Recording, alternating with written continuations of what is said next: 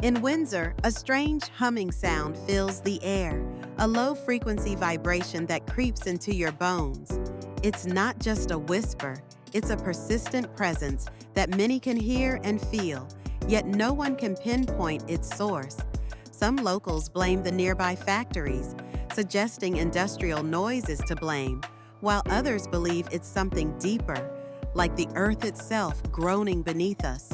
It's a mystery that has sparked countless theories and sleepless nights.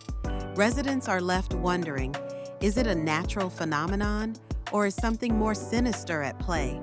Whatever it is, it's real, it's unsettling, and it's become a part of life in Windsor.